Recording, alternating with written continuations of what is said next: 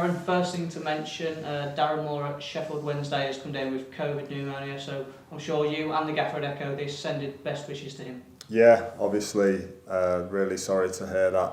And obviously we all know too well about that kind of situation, so everyone at Shrewsbury sends the best wishes to Darren and hope he gets on the mend as soon as possible. And how is our gaffer getting on? Yeah, I've just spoke to him on the phone, and it's kind of, today marks the 90th day kind of since he contracted the virus, so he's been able to go and have his first vaccination, which he's over the moon about and happy, because when he was in intensive care, he had to have an injection. I'm not even going to try and pronounce it because he's told me the name a few times, but I can't pronounce it, but it begins with a T. And it was an injection what kind of lowers his immune system and kind of deactivates his liver, which is quite a dangerous injection to have, but he needed to have it done to lower his immune system so that he could get the medication that he was taking and being put in his body exactly where he needed it to go. So when you have that kind of injection, it makes you susceptible to a lot of things for 90 days. So he's reached that marker today and also had his first vaccination. So to get over them two big hurdles is a massive stage in his recovery. So I know he's delighted and on a high about that, which is good. He's getting stronger every day. He's still doing his kind of classes and his yoga classes and his exercise classes and kind of building up his strength. He's always been into that, kind of builds up all the areas of his body. So I know, like I've said before, he'll be looking to get back fighting fitter than he was before. But yeah, I just spoke to him now and really positive day, really reaching those kind of two milestones. The fact that it's the 90th day, which makes him less susceptible now, and that wears off, and obviously having his first set of the vaccination. So yeah, good news.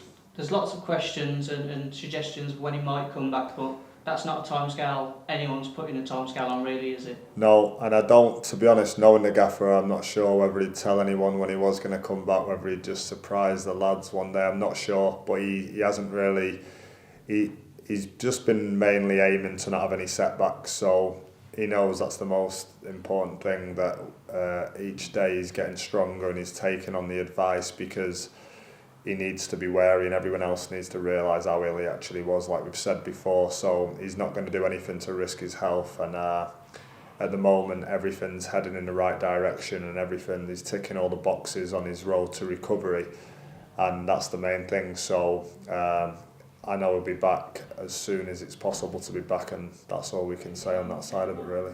We're taking on Doncaster this weekend. They've had a bit of a weird kind of last 5 games, the last back end of the season. What do you think that is, and how difficult does that make it a challenge for us? Yeah, sometimes it can happen. They've been flying all season and they've took a bit of a dip. It happens to every football team, but one thing you know with a football team, if they lose a couple of games, they want to try and bounce back and put things right. So we'll have to be on our guard to make sure that's not against us. We want to react from our defeat the other day, so we'll be looking to go into the game and get a reaction out of our boys, and they all looked in good spirits today in training, so that's what we'll be looking to do. Regardless of recent results and form, they've still got some dangerous players, as has every team in this league. You've got someone like Fajiri Okunibiri that 10 fans will know well, so there's definitely people there you've got to identify. Yeah, definitely. They've got some good players, like you say. We've watched clips on them and we've done our homework as we always do, and there'll be players right throughout their squad who can change a game, and that's what we've got to be on our guard about, and make sure that our players are influential when we have our chances as well. How kind of disruptive can it be for a player when a managerial change does happen? Yeah, I think it can be. Sometimes, especially when it's a manager leaving, kind of getting a move to a club in a higher division, it can sometimes upset the rhythm that they had. I don't know whether that's anything to do with it. It's not for me to comment on that, but obviously losing your manager, as has happened to us a little bit as well, you have to react to these kind of situations, and I'm sure that's what the boys down at Doncaster will be trying to do. How are the lads? You mentioned they all did well in training today. Yeah, no, they've come in refreshed, and obviously disappointed about the game the other day, but I think 4-1 did flatter Oxford, and we know we played well, so we've made the lads aware of the good play that we did have in that game. So we've got to take that into Saturday, take the positives. You even do that when you do get a defeat and you look to bounce back the next game.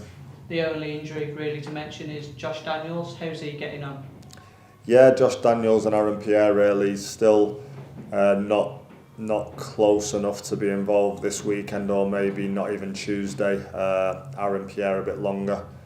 But yeah, they're obviously rehabbing well, and that's the main thing, heading in the right direction.